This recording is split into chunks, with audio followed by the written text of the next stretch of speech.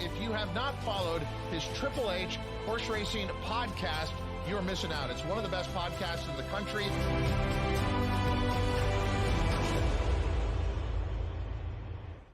Hello and welcome to episode 306 of the HHH Racing Podcast. I'm your very proud host, Howard Kravitz. Thank you very much for this special taped episode as we are going to be interviewing the voice of the Breeders' Cup and many other tracks as well, Mr. Larry Collmus. It is such an honor to have him on the HHH Racing Podcast. Before we do that, please make sure you hit that subscribe button on the bottom right-hand side of the screen. After that, hit the notification bell so that you know when new content will arise, and smash that like button. And also, because this is a taped episode, below the video player, we'd love to hear your comments for myself or Mr. Collmus or about track announcing in general or the Breeders' Cup. Please comment down below the video player. We'd love to get your feedback on this video. Of course, you can listen to this as well on Apple Podcasts, Spotify, or Anchor. Very quickly, we do have fantastic Power Pick tip sheet for the Breeders' Cup. It's only $20. Look below the video player in the description for information about our Power Picks tip sheet, and you'll get that information at our great website, hhhracingpodcast.com. And we are also on Instagram as well, instagram.com/HHH Racing Podcast. Ladies and gentlemen, I have had the pleasure to meet Mr. Larry Collmus on several occasions, even had dinner with him pretty recently in Franklin, Kentucky. I'm sure he'll remember that. Terrific guy. I've been a huge fan of his for years. He just does an outstanding job. He's been at many different tracks. We're going to talk a little bit about his background, some of his favorite race calls, and of course, we have to talk about the Breeders' Cup as he'll be announcing next week or this week's Breeders' Cup, depending on when you listen to this show, Breeders' Cup 2023 at Santa Anita. Without further ado, he's a busy man, but he had enough time, thankfully, to be right here on the HHH Racing Podcast. Let's bring him in right now, Mr. Larry Collmus. Larry, how you doing today? Good, Howard. Thanks for having me on. There's always, there's 24 hours in a day, so I can find at least a half an hour for you. Well, we really appreciate it. Not really for me, Larry, more for our great viewers and fans. And we've been growing tremendously in the last 3 years. Larry, let me just tell you, no pressure here, but let me tell you some of the track announcers we've had on this show. I'm a huge fan of making sure, Larry, that we talk to everyone involved with horse racing, not just the trainers and the owners, the backside people, the track announcers. There's just so many people involved in this great game. We have had on before, in no particular order, because I don't want to get myself in trouble as we start the show, Tom Durkin, Vic Stauffer, Paul Allen, one of my favorites, and personally, one I think the most underrated, if there is such a thing, track announcers in the world, Frank Miramati, Jessica Paquette, and John G. Dooley. And now we have Larry Collmus. That's not a bad lineup right there, Larry. No, that's a good lineup for sure. I'm a Paul Allen fan myself. In fact, I remember the day when he got the job at Bay Meadows. I was kind of filling in for them for a little bit until they found a regular announcer, and I celebrated with Paul that night. And man, he's gone on to do some great things in Minneapolis, and proud of him. And he's doing great up there. Oh, he does a great job. Of course, he does a great job with the Vikings as well. Larry, we're going to be on for about 35 minutes. I have a bunch of questions that are going to be showing up also on the bottom of the screen, and we're going to try to make this enjoyable for the viewers and the listeners, of course, who are going to be listening to this most likely this weekend or the week of the Breeders' Cup. So on the bottom of the screen, Larry, here we go. First of all, talk about your very first official race call, which happened at the age of 18 at Bowie Racetrack in Maryland, correct? That's correct. Bowie Racetrack in Maryland. The name of the horse that won was Tiara's Flame. Horse was trained by King Leatherberry, ridden by Alberto Delgado, some great Maryland names there. And that's how it all started for me. Calling my first race they gave me a short field around 2 turns, which is how you have to start. And I remember my binoculars shaking like crazy, and but we got through it, and off we went from there. Can you tell the viewers and listeners briefly how that came to pass? Sure. I started out in Maryland, where I grew up. My father put in the sound system at the Maryland State Fair at Timonium. So what I would do was I would go to the races with him in the summer, working for him, but I was mechanically incompetent. That's not what I do. I never was pretty good at that kind of stuff. So basically, what he had me do was hang out at the track while he went to fair exhibits and all that kind of stuff, and just made sure the sound was loud enough. Dick Woolley was the announcer back then in Maryland, and I would go up and turn up the sound or turn down the sound. And because I had access to the press box, I got to meet everybody, and I just fell in love with not only horse racing but the characters around the track. And I just kind of fit in right away. And I knew I wanted to do something in racing. And then I started listening to these different announcers around the country and their different styles. And I used to do impressions of them in the press box.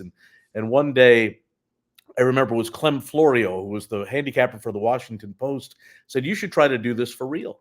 And I'm like, "Well, how do you do that?" So get a tape recorder, pair of binoculars.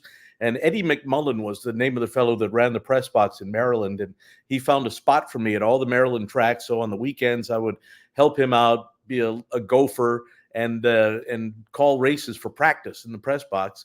One day I was at Pimlico doing that. Chick Lang, the general manager of Pimlico, heard me, went to his son, Chick Lang Jr., the head of PR, said, "Who's that upstairs practicing calling races?" He said, "That's Larry. He wants to be an announcer." He says, "Well, we're going to be opening up Bowie for the last time, the final meet at Bowie in June. Let's give him a start." And so Dick Woolley was the announcer. They let me be his backup announcer, call one race a day, and that's how I started. It's amazing. Everyone's got to start somewhere, right? I'm sure you were Yeah. very nervous. And relating to your Maryland background, I would be remiss if I didn't ask you. The Preakness has been very interesting the last few years. They've had smaller fields. So it's sort of a two-part question. How do you feel about the Preakness? Where should it be at? How do you feel about it possibly being backed up and changing the dates? I'm assuming you're more of a traditionalist, but perhaps I'm wrong about that. Just your general feelings about the Preakness and the state of the race right now. I'm a traditionalist in that I think it should definitely stay at Pimlico. I mean, that's the place where it's always been. And maybe it's not in the best shape in the world, but it's still the home of the Preakness, and I can't imagine it being anywhere else. I'm just hopefully down the road that they can fix the place up a little bit or tear it down and start over. As far as the placement of the race, I used to be a traditionalist, but I mean, I think it's time, and I'm all for moving it to maybe 4 weeks after the Kentucky Derby. And I know that that's going to cause a little bit of a rift in the whole Triple Crown, or how they're going to do it. I don't know. I'm just hoping that all the tracks could get together and do what's best, because these horses need more time between races now. That's what they're used to. And I think, why would the Triple Crown stay the way it was when everything else has changed about the sport? So it's taken me a while, but I'm finally on that team. I think people might be surprised to hear from me that I sort of feel the same way, Larry. I mean, you have to change with the times. I'll tell you what I don't want is 6 and 7 horse fields in the Preakness. I mean, I don't Right. want that. And so And if it's not a not choice only between one or the other, I'll take a date change, and people will have to yeah, adjust. Baseball didn't always have a 162 game schedule either, right? So sometimes there's you just have to change with the times. yeah, the 3-point line in basketball. I Of mean, course. just come up with all these different things. But Sure. yeah, not only would it help the Preakness, but it would help the undercard too. You Yes. you would have a much better undercard that day, bigger handle. It would be a win-win for Pimlico. It's just a matter of how, the folks at Naira would be able to Sure. handle that situation, because they would have to make a change too if we wanted to keep the Triple Crown the way it is. Course, and I mentioned that Larry, of course, is the voice of the Breeders' Cup, also the voice of the Triple Crown. Is called a million. I'm exaggerating, of course. Many Triple Crown races. A We'll lot. get to that. Absolutely, a lot. Larry, let me. So you've called it many different places. We're not. We could spend 5 hours about this.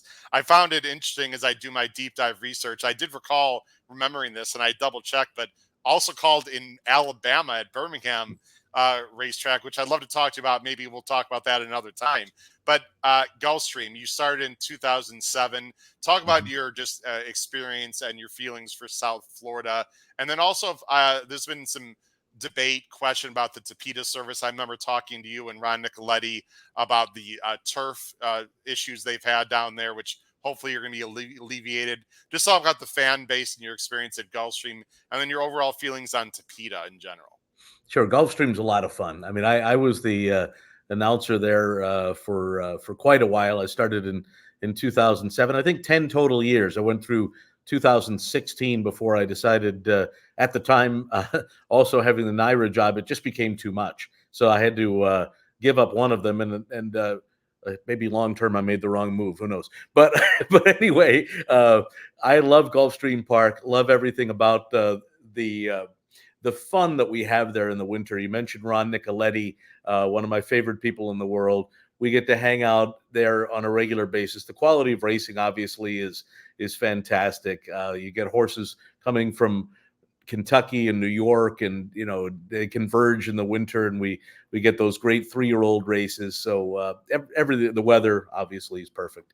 So it's the place to be in the winter. As far as the Tapeta goes, I'm kind of a fan if it's done for its purpose, which is when the races are off the turf. We've got that Tapeta surface at Gulfstream, which is awesome. I mean, it's perfect because those turf horses have a place to race without having to race on dirt. They don't scratch.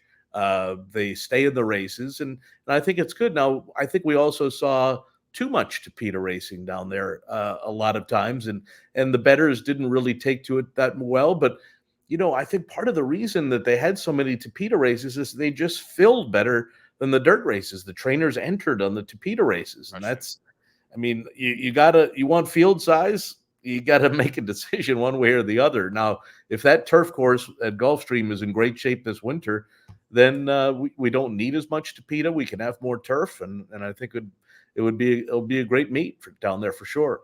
No question. Again, I'm a big fan of New York racing as well. And you called, of course, in New York. And I have small pieces of several horses that run in New York. And some of them are turf horses. We know how bad the weather's been out east. And again, if it's up to me whether I would like one of my horses or a race I'm betting, reduced down to a 5-horse field scratched off the turf versus a 10-horse field on the Tapeta, I'll take the Tapeta race and a chance for me selfishly as an owner to make some money instead of having to sit in my horse for another few weeks. To me, it's a no-brainer. I think people need to adjust with the times and realize sometimes, change is good. But, horse racing, a lot of hardcore, old school bettors and people in the game that it's hard to change. You mentioned, we already talked about New York.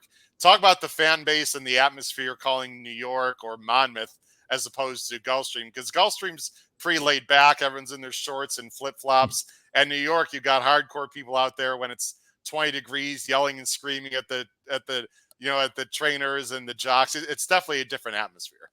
Oh, it definitely is. Monmouth is closer to Gulfstream, I think, atmosphere-wise. I think you've got families that come and hang out in the picnic area. You've got a few of the hardcore guys, and so does Gulfstream, but not like New York. I mean, obviously you get extreme hardcore in the winter at Aqueduct, where everybody, like you said, is out there in the cold yelling at the jockeys and putting up big money. I think the per capita probably is quite a bit bigger at the New York tracks than the other ones, because people are there for the purpose, at least Belmont and Aqueduct, for the purpose of betting on the races. Saratoga, kind of more of a party, and I love Saratoga. That was my favorite place to call races and be around. Before the races every day, I would walk around the crowd and go in the backyard, say hi to everybody. A lot of familiar faces, a lot of new faces, and to me, Saratoga was the ultimate as far as an announcing job, and I loved every bit of it, and I miss it for sure. But things change, and that's the way it is. But it's definitely a lot different in even Saratoga to Belmont and Aqueduct, and then they're different than Monmouth and Gulfstream. Well, speaking of Monmouth, Larry, what happened? I'm going to give you a little quiz. I think you know the answer to this. What happened on August 22nd, 2010? August 22nd, 2010 was a little horse race, claiming race in a slop at Monmouth Park that somehow became a big hit. It wasn't this one, was it, that we're about to show in the stretch? Yeah, you can show it. I'll tell you what, let's go ahead and show it. This is My Wife Knows Everything versus The Wife Doesn't Know. Larry, you're probably sick of this call, but we had to show it. I think it's hilarious. I was I knew it was actually coming. at an OTB, Larry. I remember it very well. I'm only a few years younger than you. I was watching this live at an OTB, laughing my ass off. Let's watch the stretch run of this race, everyone. Into the final furlong. My Wife Knows Everything.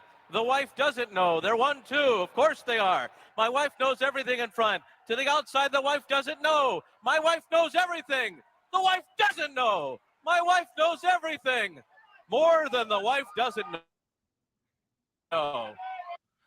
Wow, you heard that right, Larry? To make sure the sound worked there. Yeah. Whoops, Larry, the sound worked, correct? Okay, Yep, it worked. Sure. Yep, for sure. Can you just? I don't want to take too long on that race, but just tell us your preparation. Obviously, you saw those names in the PPs days before. I'm sure there are many thoughts going through your head. How do I call this? And then the beauty of it, of course, as you mentioned, they finished 1-2. I mean, how perfect was that? So funny story. I think their numbers were kind of far apart. They were like the 2 and the 8 or something like that. Yeah, I never the 3 even and the 7, I believe. 3 and the 7. Okay, I didn't even notice that they were in the same race. Oh, really? Until that afternoon. I was sitting in the Wow. announcer's booth, and and I had gone over the races, but it just didn't click. And Kenny Peck for the Racing Form had written his analysis of the race, and it said this should make for an interesting race call. I'm like, what the hell is he talking about? So I'm like, oh my goodness, these two are in the same race. And so my whole thought process was just don't screw it up. Just get their names right, and we'll see what happens. And as it turns out, you could tell on the backstretch that they were both live, the way they were being ridden. And I remember a friend of mine, also named Howard Bass, was sitting on the couch in the back of the announcer's booth. And I remember as they were going into the turn, I kind of turned and looked back at him and just shook my head like, here we go. And and just at the end, I didn't think much of it. I thought I'd get a couple of text messages. Monmouth Park didn't think much of it. They didn't even send out anything about it or anything, but somehow the word got out about it, and it made Sports Center's top 10 and all that stuff. And it's gotten a lot of play, as people can go on YouTube and check it out. Sort of, it's the comparison with that race would be the Tom Durkin, "Oh no, it's my mother-in-law" call, which the family calls. He had many great ones for sure. Speaking of great calls, Larry, you've had so many fantastic calls and so many famous races. Of course, we already talked about your background a little bit with the Triple Crown. Is there some Triple Crown race calls or races that just stick out to you as some of your favorites? No, well, American Pharoah winning the Triple Crown you can't beat that. 37 years, and American Pharoah is finally the one to come through and do it. And I mean, that's a career highlight for sure. Yeah, that one. Great minds think alike. Well, let's take it from this point, Larry, and then we'll come back to you and talk about your experience. American Pharoah 2015, the first Triple Crown winner since affirmed in 78. And this gentleman below me had the opportunity to call this incredible race. American Pharoah winning the Triple Crown. As they come to the top of the stretch, and Frosted has moved up into second, and they're into the stretch, and American Pharoah makes his run for glory as they come into the final furlong. Frosted is second with 1/8 of a mile to go. American Pharoah's got a 2-length lead. Frosted is all out at the 16th pole, and here it is. The 37-year wait is over. American Pharoah is finally the one. American Pharoah has won the Triple Crown. Larry, I'm still getting. I don't know how you feel as the caller, and some actors don't like to see themselves on acting, and I have chills right now. I mean, every time I watch it, the atmosphere, Larry, I can't even imagine. I can't even. Imagine. I was not there, unfortunately. Obviously, a thrill of a lifetime. I'm sorry you missed it because that building at Belmont Park was shaking. I mean, it was unbelievable. I'm 7 stories up behind thick glass, and it was just still raucous. Man, just the thought of of being able to call history like that. Just being the lucky guy to be up in that booth when that happened was just mind-boggling. And I thought about it all week. What I wanted to say if the opportunity came, and the horse allowed me to do it because he was so clear under the wire, and just I thought, what's everybody thinking? 37-year wait is over. Finally, the one. So I'm like, all right, I'm going to say that, and he let me say it, and it worked out really well. Did you reach out to anyone, Larry, on any? I mean, you were extremely experienced then. It's not as if you hadn't called thousands of races, but I've talked to previous, track announcers we mentioned, and sometimes a few of them had mentioned they did reach out to some of their racetrack calling friends. How should they approach it? What should they say? For example, Vic Stauffer, his very last call for Hollywood, talked to several people and that he respected, and we want to make sure to be very respectful but energetic. And did you reach out to anyone in anticipation of what to say if Pharaoh had won? Yeah, I did. I reached out to two people that for sure that I remember talking to, and one was Tom Hammond, the voice Of of course. the Triple Crown, the host of the show, because he's very much experienced in calling major sporting events, and we had a discussion of what we should do. A couple people are like, you know, t- you should just wing it. You shouldn't prepare a line. And Tom was like, Larry, if you're going to be calling a moment of history, you better have the right thing to say. And he was Yep. absolutely right. And the other person that I reached out to was Bob Costas, Oh who wow. was another guy who has Yeah. got, big time sports experience, because this was a moment bigger than horse racing. It was a moment Yeah. of, history in all of sports. And yeah, I like, why not? Why not talk to these guys and get some advice? Yeah, I was surprised in talking to Tom Durkin and Paul Allen. They all mentioned the same thing, that sure you could just wing it and go for it, but if you're wrong, you only get one shot at it. And I was Right. surprised to find out how many track announcers actually prepare on what they may say, and it makes complete sense to me. Then of course Justify comes along, and Larry, as if one Triple Crown was not enough. I know I believe you did speak, or it was made public that you had conversations with Tom Durkin on.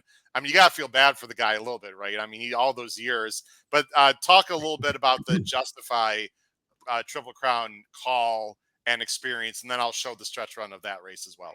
Sure. I mean, excuse me, poor Justify, because everybody was so waiting so long for American Pharaoh to get it done. Then all of a sudden, Justify does it 3 years later, and it's like, well, it's another Triple Crown.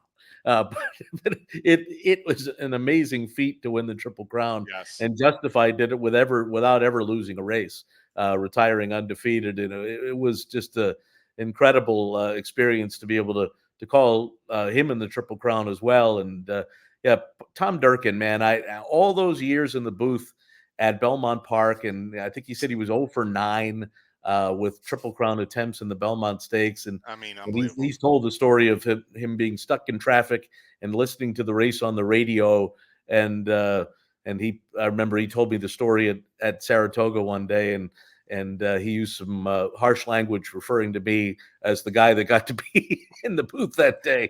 But Typical Tom Durkin, right? With that I dry sense know, of humor. yeah, no, Well, Tom was as good as it gets. That's for sure. yeah, before I show the replay, I've been to many farms, Larry. I'm just a horse lover, even though I grew up in the northern. I grew up in the northern suburbs of Chicago, nowhere near any real horse farms. But I just love horse farms and horses. I saw Justified in person at Coolmore about 2 years ago.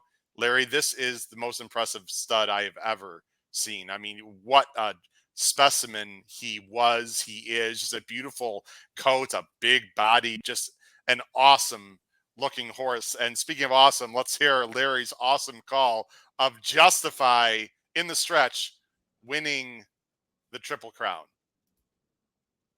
And they're into the stretch, and Justify comes roaring home to a raucous Belmont Park with 1 furlong to run. Gronkowski and Hofberg trying to run him down. Vino Rosso is fourth, a 16th to go. Justify is still there. Justify from Gronkowski. He's just perfect, and now he's just immortal. Justify is the 13th Triple Crown winner. Ah, man, Larry, you absolutely nailed that one. I will say I had a little win bet, and I was alive in the pick 5 that day to Gronkowski because I thought he was interesting. You So ran well.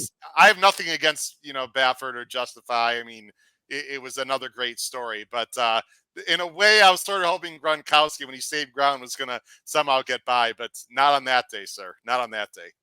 No, that wasn't going to happen. Justify was too good, and I kind of word played with him with the just throughout the Triple Crown Yes. and in the Kentucky Derby, and then the Preakness, which no one could even see because it Right. was so foggy that day. And then I was running out of just words, but I mean, if you win the Triple Crown, Immortal is I think the right one, and that was the way to leave it off. How hard are you on yourself, Larry? I mean, do you watch your races after you call them, listen to them? And you're like, man, or do you just let things go and 24-hour rule, move on? How do you feel about your own race calls in general? I How do you think analyze them? I think you have to be very hard on yourself. I mean, if you want to get better, if you want to improve. Now, I'm not as hard on myself as I used to be. I think when I first started out and earlier on in my career, I was more hard on myself than I am now. But that just comes with time when you realize you're as long as you put in the work and you're doing as good as you possibly can do, then you can kind of forgive yourself. Though every once in a while, though, a race will just stick in your craw and you'd be like, "Damn, I want to do that again." And Yes. that happens. There's no such thing. And Tom Durkin said the same thing. A perfect race call does not exist. I mean, and he's had plenty that that I think we would all say were perfect. But I'm sure there's something in there that he found, and there's something in every race call that I find that I'm like, Yeah. I could have said this a different way. Yeah, And Frank Maramati said the same thing, almost critical to a fault. And sure, he's like, but I think I'm a high school math teacher, and after I give a test, I have to look at if they didn't do well, maybe I didn't teach something correctly, right? So I mean, you have to self-analyze if you really want to do your job. Speaking of analyzing yourself and new experiences, can you quickly talk about 2023 Dubai World Cup card? That was certainly a challenge for you, of course, calling your first race, just down the straight, for example, in the 5 furlong turf, and all the challenges that bring. Talk about some of the positive and negatives of if there were any negatives, of your experience of Dubai this year. I'll give you the negative. What you just said, the 5 furlong straightaway race, my call sucked. It was terrible, and the reason for that was no matter how hard you prepare, sometimes there's just something that just doesn't go the way you want it to go. And I had never called a straight race like that before, and I watched the last several years and the replays, and I also got up in that booth and looked through my binoculars of like, there's no way I can call the beginning of this race off of binoculars. I'm going to have to call it off a monitor. And when I watched the replays, every shot that they gave was from the outside, and I was prepared for that. So race starts, shots from the inside. Now that's no excuse, but it wasn't what I was ready for. And I spent more time on that race than all of the other ones. Sure. I literally had all the horses lined up because the post positions and the running numbers aren't the same in Dubai. A Correct. lot of they're totally different, and so I got this thing lined up. And I mean, no matter how hard I tried, there was a horse from Australia in there, and he looked different from that angle. And I spent too much time trying to figure out who it was and just never recovered like I wanted to. So I'm hoping they have me back next year because I want to call that race Yeah. more than any other race because I was so mad at myself afterwards. Had you rehearsed those kind of races before the race? Like, did you watch other 5 furlong straight, races without a bend to prepare for that, or did you Oh just? yeah, well that particular race, the last several years of that race and others, yeah, because Yes. Okay. sometimes they separate, and Yeah. That's and I man, I they're it's all 60 new to feet me, but apart. It's crazy. I was prepared as I possibly could be and gave a crappy call. And then but overall the experience was fantastic. I loved being able to call the Dubai World Cup and getting to call Equinox and what a Oh, unbelievable racehorse that is, and just the experience of just the whole worldwide racing. It was almost more of a world event than even the Breeders' Cup is, because you had all these horses from all over the world come in, and especially Japan. In fact, getting ready for this Breeders' Cup, I'll probably know the Japanese horses better than our own American horses, because I called almost all of them in Dubai. Well, the one that you called that won the Dubai World Cup, we're not going to talk about handicapping of this year's Breeders' Cup. I am very, very interested in Ushba Jasuro in this year's Classic for a lot of reasons. But maybe another time you and I can chop that race up from a betting perspective. Actually, that leads me to, I don't have a banner for this, but I have a good friend. His name is Matt Miller. You might know of him or heard of him. He won the 2021 Breeders' Cup betting challenge. He's one of the best contest players in the world. We want to make sure I ask you the following question, and I'm not sure you're going to admit to this or not, but can you recall a race that you called where you actually bet a horse in the race and you let your call unfortunately negatively influence the race because you were a little slightly disappointed that a horse maybe didn't do as well? Can you admit to that, or that just never happens? Honestly, no. I hardly bet at all. Okay. Very, very rare do I make a bet on a race, and I don't think that that's ever happened. In fact, All I right. would pride myself in, if I did have a bet, of even being the other way around and trying to downplay the horse that I bet on. Sure. But I don't Well, know. that was for my good friend Matt Miller. I had to ask Does you he that. have does he have an idea of one that I No, did? he's not Oh, suggesting that you did. He just I thought might have forgot. he just thought you'd get a good laugh out of that question. So, Yeah. who knows? I have like two more replays and a few more questions, if that's all right, Yeah. Larry. We really do hope you're enjoying being here on the HHH Racing podcast. Now, Breeders' Cup's coming up. Before we do that, you do a great job on FanDuel. And you're going to get a kick out of this question because he's a friend of mine and he'll know that I'm joking about this comment. But discuss working for FanDuel and that bum over there, Matt Bernier. Just kidding, Matt. He's a good friend. He does a great job. I think the chemistry you FanDuel. have, there it is. Yep. And I got my FanDuel hat in the There you other room. Talk about the chemistry and the enjoyment that you're having working for FanDuel right now. I'm having a blast, and it's a totally different thing than race calling. And I've never really considered myself a handicapper per se, but I've been around the sport so long, something's got to rub off. So you have an idea of what to expect in races, but yeah, getting to work with all these different guys, including that bum Matt Bernier, who I work at NBC with, who I just love working with. Right. I don't think there's ever been a more prepared person than Matt Bernier. He is He's great. so good at what he does, and he makes it so much easier for me to be next to him, because I know whatever I ask him, he's going to have the answer. He's going to be prepared, and he's just a tremendous person to work with. All the people, I haven't worked with one person over there that wasn't great. And it's just been a totally different thing for me, something I never thought I'd be doing, but somehow ended up doing and having nothing but fun doing it. Well, I've been watching. You're capable of hitting a pick five there now and again. It's not as easy, especially with a limited budget that they give you. But I'm a huge fan, and pun intended, of FanDuel. We've had many people from FanDuel, previously TVG, on the show, and Todd Trupp was willing to come on this show, and then I was able to be on FanDuel TV at Keeneland with Todd for about 20 minutes, which was an experience of a lifetime, and sort of something that I hope to get into the industry with her after my teaching career. So FanDuel, I had nothing but great things to say about them. Now, I will say Go that ahead. there are a lot of folks out there that I've seen on Twitter have mentioned, maybe my ticket construction isn't that good. And you're right. It's something that I'm not very good at. So if anybody has some suggestions on me making better pick fours and pick fives, constructive criticism is always welcome. All right, down below, Larry asked for it, down below the video player. Be nice, but you can be critical. Suggestions on how Larry can construct his tickets better. Let's end our conversation today, Larry, with the Breeders' Cup. The Breeders' Cup, of course, is coming up, depending when people watch this, November 3rd and 4th at Santa Anita. I will be there, my friend, in person, playing in the Breeders' Cup betting challenge, and actually possibly have a horse in a race with it that I have a small ownership piece of, which I don't want to say right now because I don't know if the horse is going to get in the juvenile turf sprint, actually, which is the first Breeders' Cup race. But we're going to show 2 replays and then talk about the Breeders' Cup. I found 2 classics and of course there's many great races in the Breeders' Cup.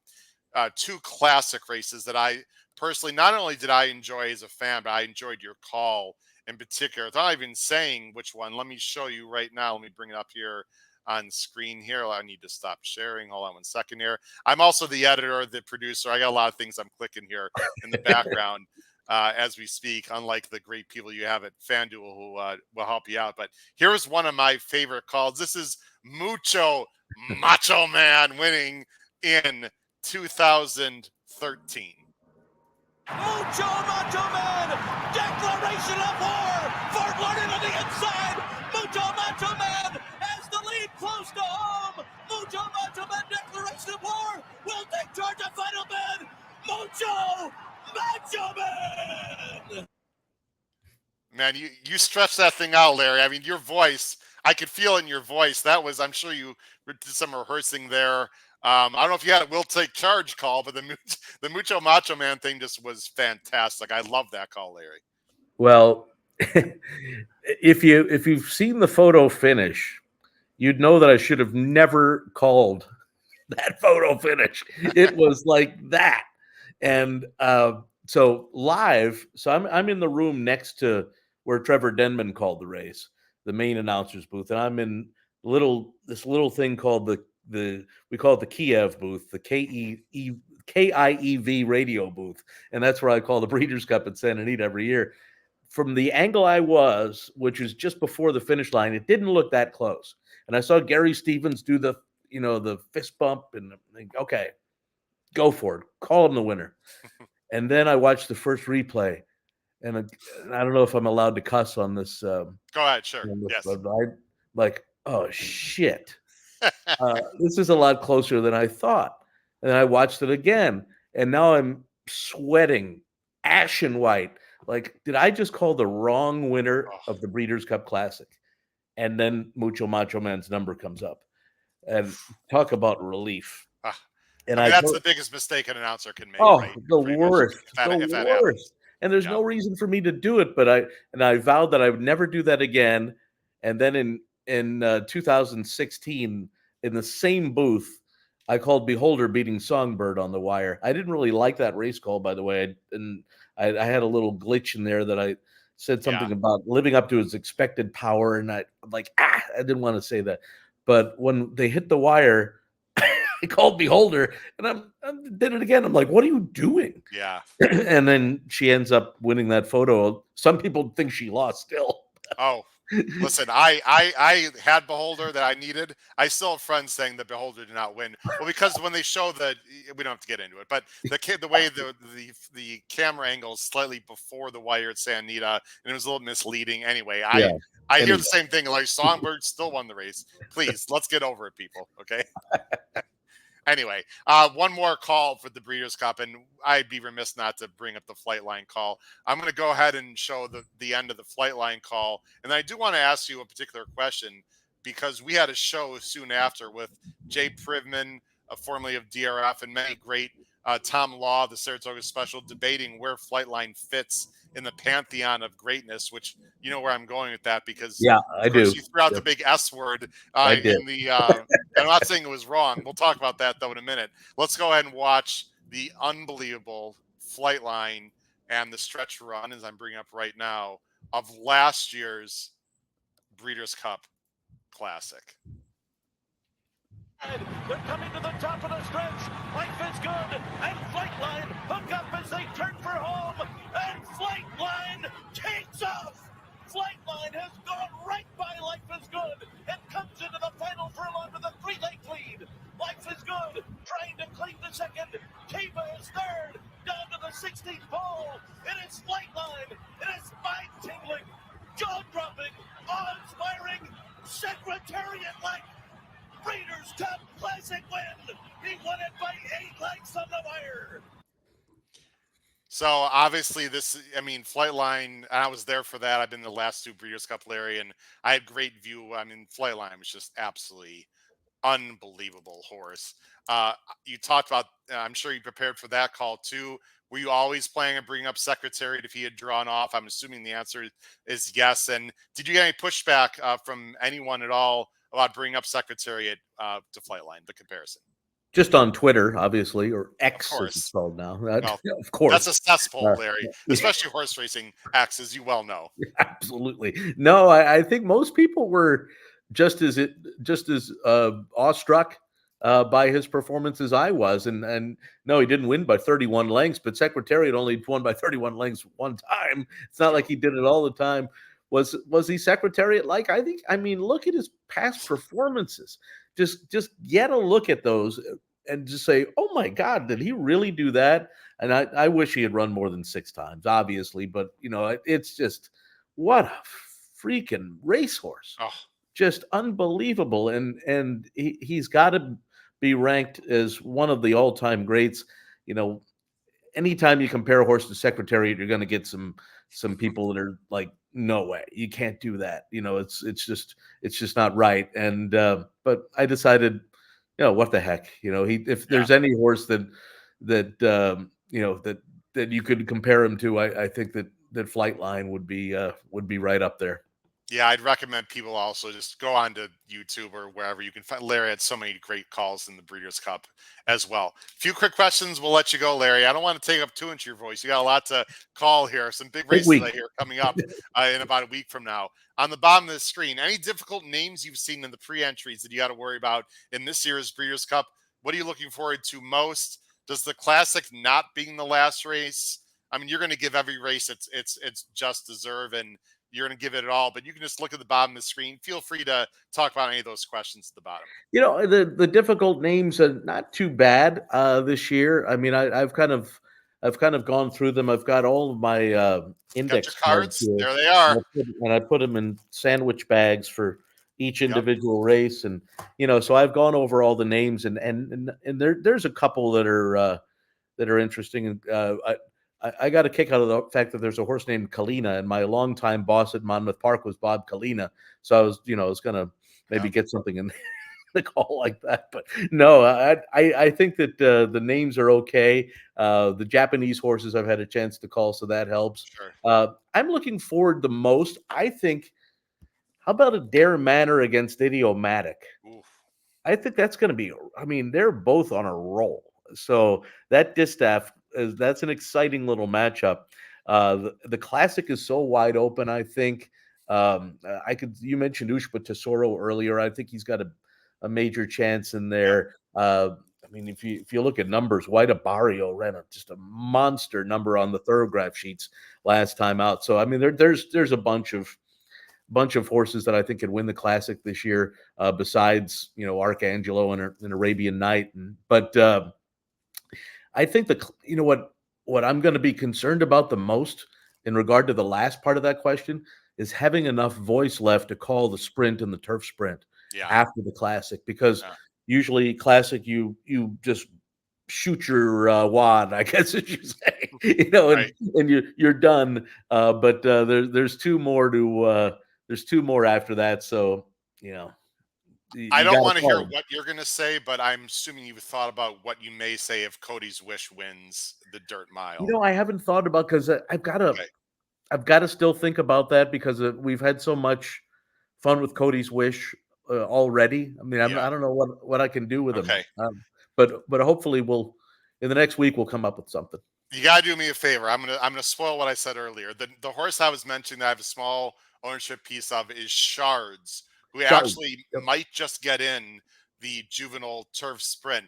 Larry, can you give me 5 seconds of Shards possibly winning the juvenile turf sprint? You just make it up and say anything, but give me a little Shards winning the juvenile turf sprint. They're coming into the final 16th of a mile in the juvenile turf sprint, and from the back of the pack, here comes Shards. Shards does it on the wire. Oh, I love that.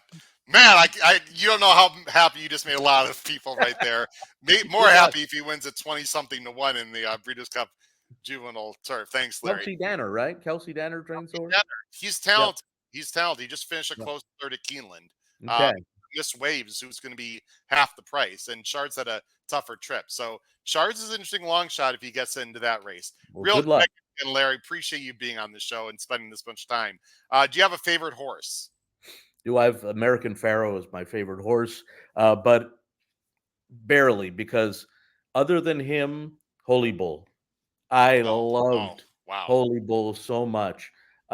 He was, man, he won the Haskell, my first ever Haskell call back in 1994, and then following him around afterwards. And I'll never forget going to the Woodward back in, it was at Belmont Park back then, and now it is again, I think.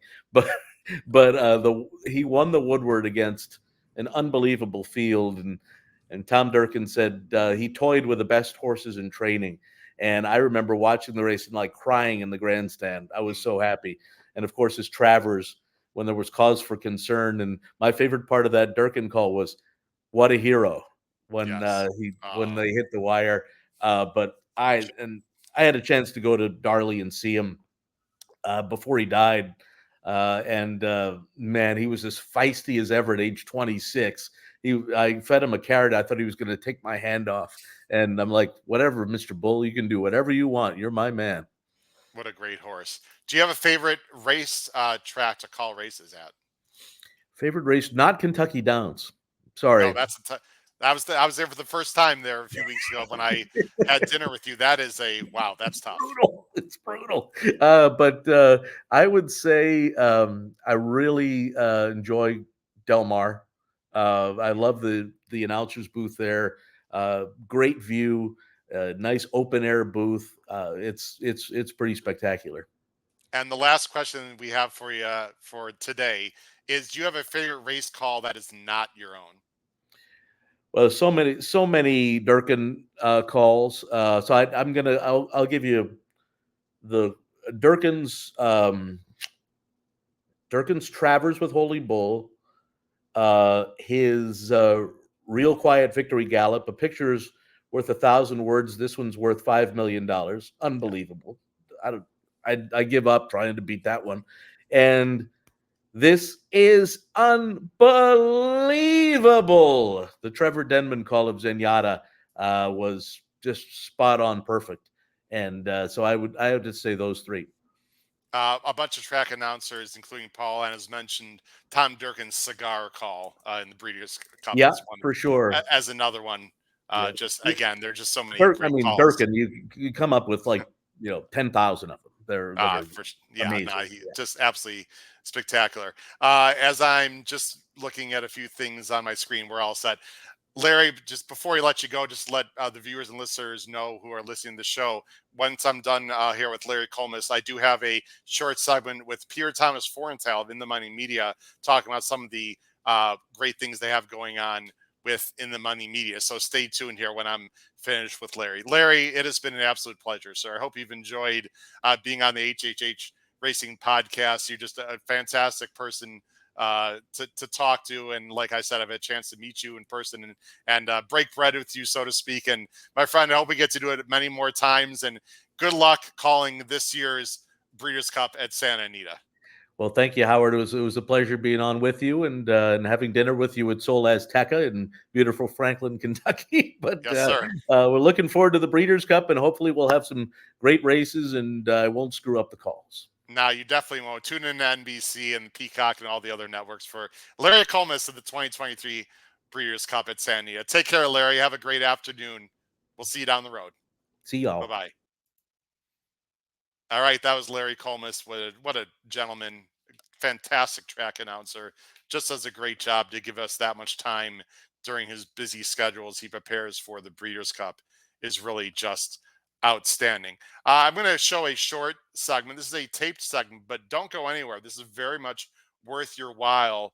It's myself and Peter Thomas Fornatale of In the Money Media, who's a friend of mine, does a great job, of course, himself and Jonathan Kitchen and everyone over there in the Money Media, talking a little bit about what they have coming up for their Breeders' Cup podcast coverage. So let me go ahead and bring that up on the screen right now. And this is approximately 15 minutes with myself and Peter Thomas Fornatale of In the Money Media please watch and enjoy our segment.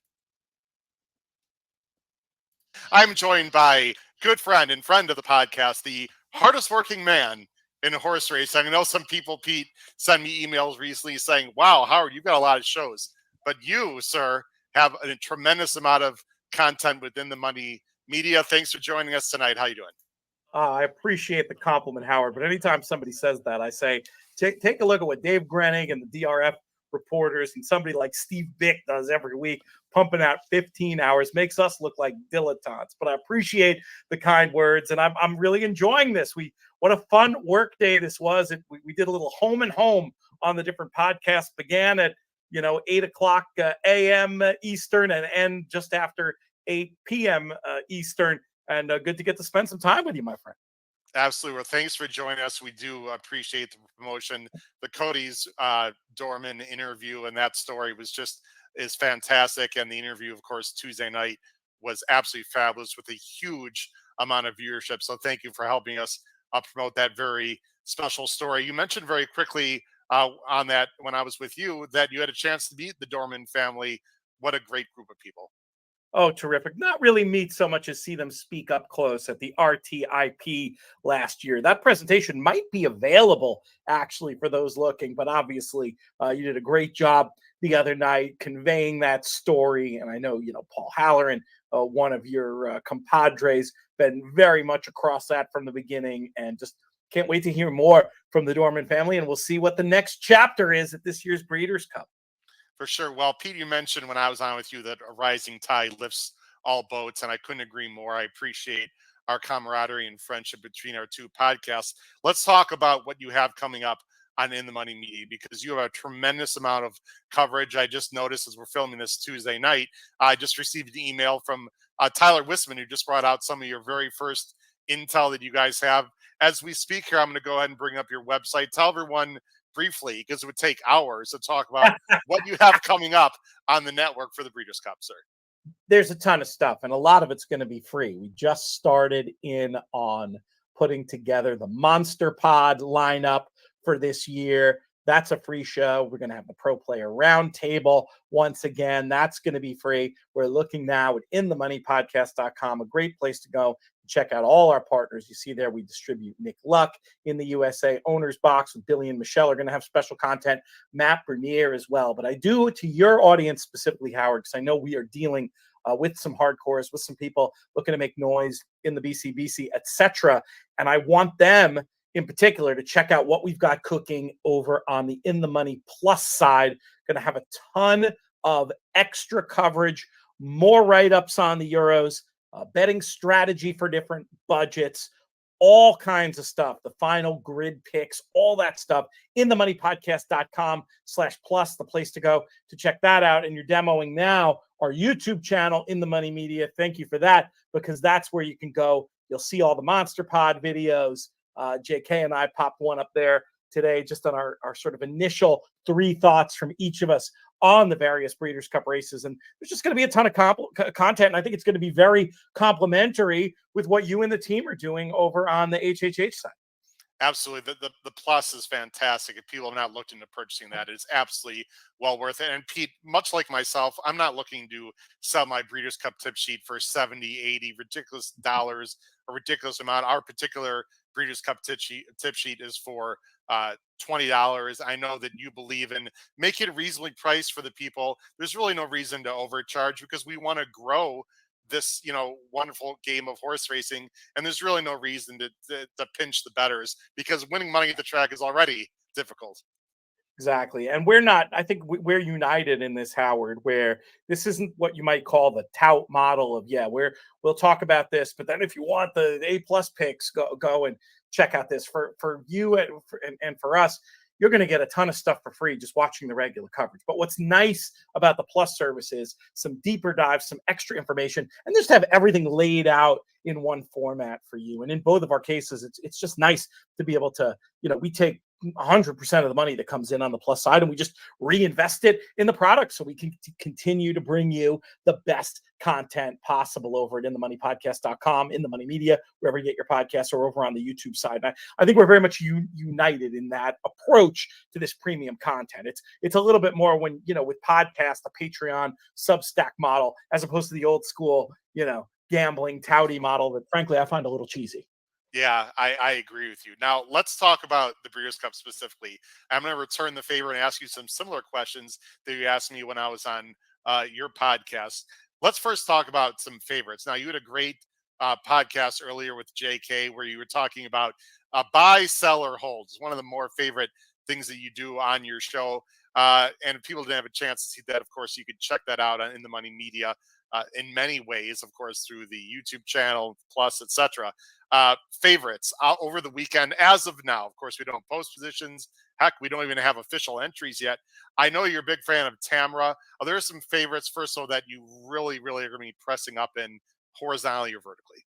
The two favorites that leap to mind when you ask me about ones that I'm willing to get stuck into at this stage, and I don't really see too much changing. Tamara, top of the list for me. I just think she's so good. There's been I've heard some people question like who she's been running against, et cetera, et cetera. I honestly don't think it matters. When you win in a high canter and you do it not just visually, but also on the clock, that's when I'm willing to get stuck in, not to mention the obvious pedigree angles here and having a world famous dam who was able to make a successful stretch out at the Breeders' Cup. I just think she looks like the goods. I'm incredibly excited. Now, granted, on the day when she's 3 to 5, 4 to 5, you're going to have to get cute if you want to use her still. But for those who can avail themselves of international betting, I still think the 7 to 4 that's out there on offer in places is an absolute gift. The other horse that I'm pretty sure I'm going to be keying a lot around, Howard, is Elite Power, trying to make it back-to-back in the sprint. And I just think this race is going to be run ideally to suit him. I'm pretty confident right now saying he's going to be my top pick in the sprint. I'd be surprised if that changes between now and the day. Yeah, I think Elite Power is going to be very tough. I'd be curious to see. Speedboat Beach, by the way, just worked in 111 and change the other day, PTF. And of course, we know Baffert works his horses fast anyway. But I think for me, at least, Speedboat Beach in the sprint would be the main threat, even though he did lose his last race to Dr. Scheibel, but that was off a long layoff. And I think Speedboat Beach is very formidable in that spot against Elite Power. Now, some prices. We all like to go price shopping. Of course, we do it all the time here. I'm more apt to try to beat favorites in general as a handicapping angle. I know you talk about that angle, of course, with your many different shows on In the Money. Talk about some longer shots. I tipped out Ushpa Tesoro in the Classic for me at around 7 or 8 to 1 as a price play that I'd be interested in. How about you over the weekend at the Breeders' Cup? So I have a few bets already that I've made at prices. What these horses will be on the day, we'll have to see. But I think those are the logical places to start. One idea is in Italian to really get back into form at this cheaters mile and a quarter, as you might call it. Mile and a quarter, but you start downhill. You're dealing with firm ground. Yep. And at the kind of prices I'm seeing on her now in the UK, 12, 14, 16, very, very appealing. No long shot conversation for me can go too far without mentioning an Italian. We'll see what happens as we get closer. But I mean, we are going to have at least a two-headed Euro monster at the top of the market there that's going to take a lot of money. An Italian could still end up being value. I'll definitely be covering the Warm Hearts and Inspirals of the world over her in exactas as well to attempt to save the bacon. The move that I didn't make last year with Tuesday, unfortunately, costing me a little bit of money. Not going to make that mistake twice. Another one that, will she be this big on the day? I don't know, but Clairiere, 10, 12 to 1 overseas now. That just seems like a mistake. This is another horse for whom the race is going to be run perfectly to suit. She's got the back class, but I mean, this is just a real pace makes the race play for me, Howard, with all that speed signed on. How is she not just going to get a beautiful trip and potentially be there on the wire at the end? So those are two from where I sit now. But of course, as we get closer, we're going to have these pre-entries. They were made today. We should have some actual past performances in the next day or two. How fun is that going to be to get to go through this form and really dig in and answer some of these tough questions?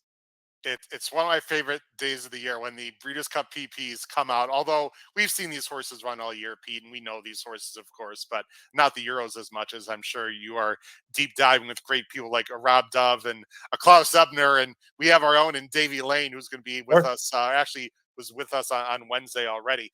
Pete, a few other quick Breeders' Cup questions, then I'll let you tout some of your biggest shows coming up here for the Breeders' Cup and in the money in particular. 2-day wagers. Do you get interested in the 2-day $1 pick six or any of these double bets that they're going to have available? There's so many different bets to choose from at the Breeders' Cup, and even some of these special bets have huge pool sizes. Is that something that you're going to look into, or the network is going to look into it all?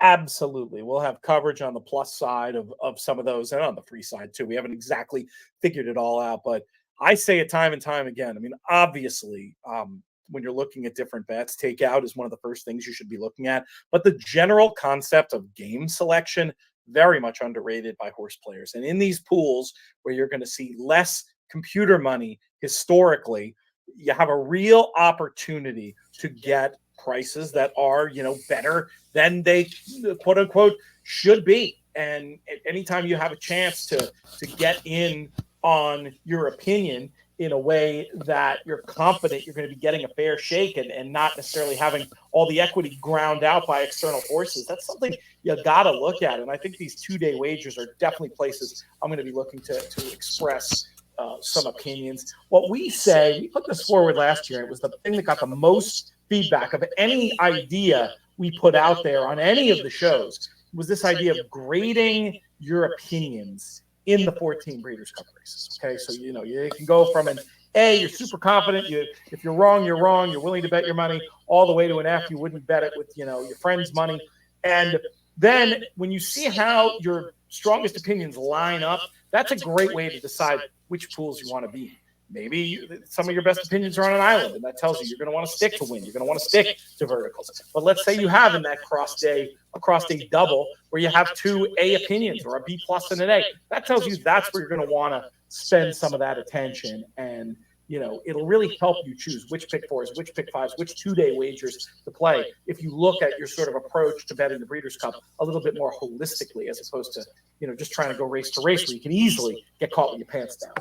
Well, you do need to pick your spots. We all have some limit. We all have some. Even JK has a bankroll, I would assume. Maybe not, though. But everyone's got to pick their spots. And I hate to bring this Tuesday up again from last year, but there's a certain gentleman that you and I know, a certain business manager, that was very happy that Tuesday won in Drew Coatney, the BC champ, who, by the way, will be with us Sunday night for our fantastic BC preview. But Drew was just unbelievable last year and does a great job of the network as well.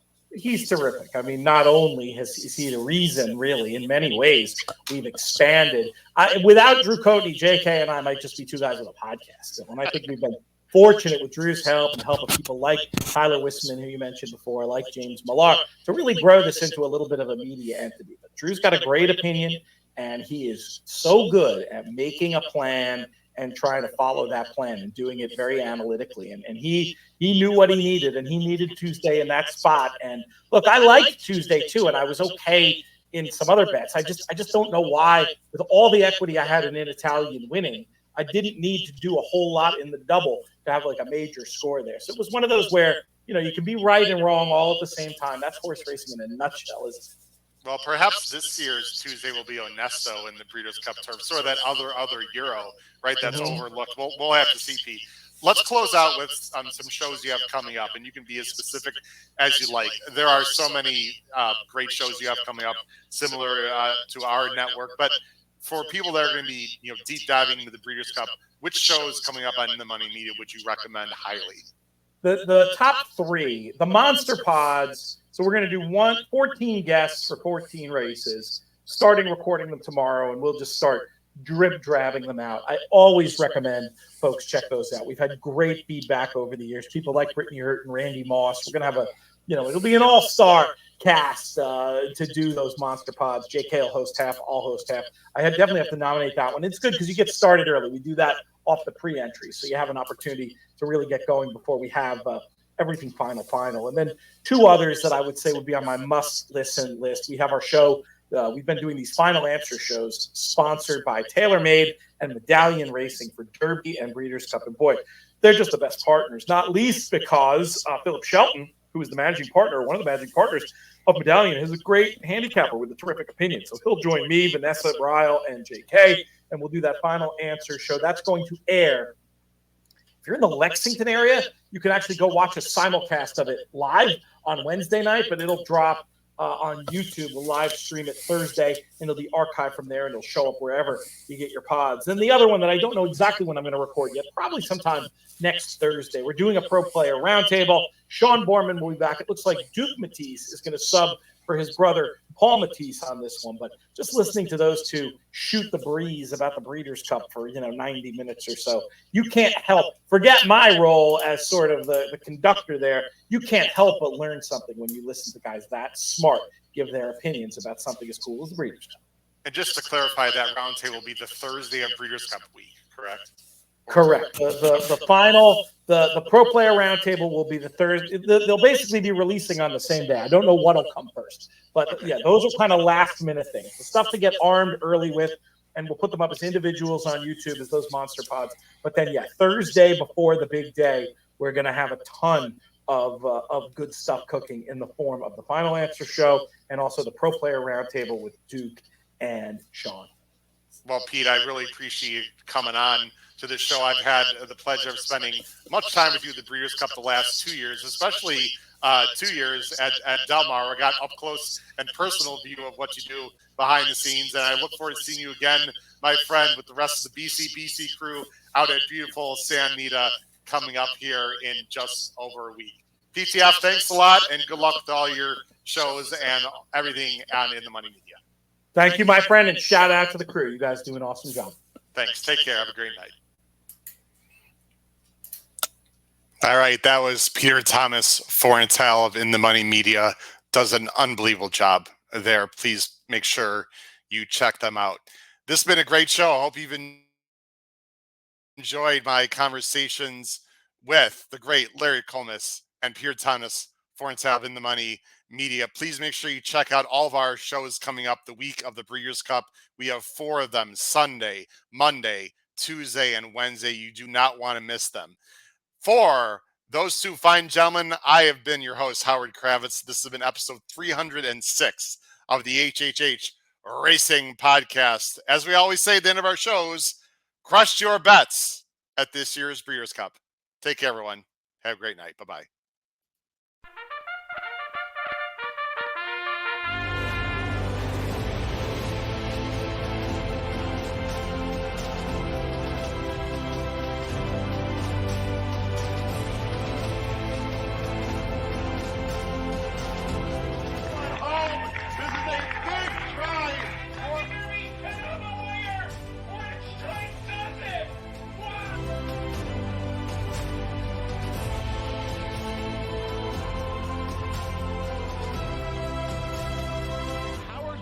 If you have not followed his Triple H Horse Racing podcast, you're missing out. It's one of the best podcasts in the country.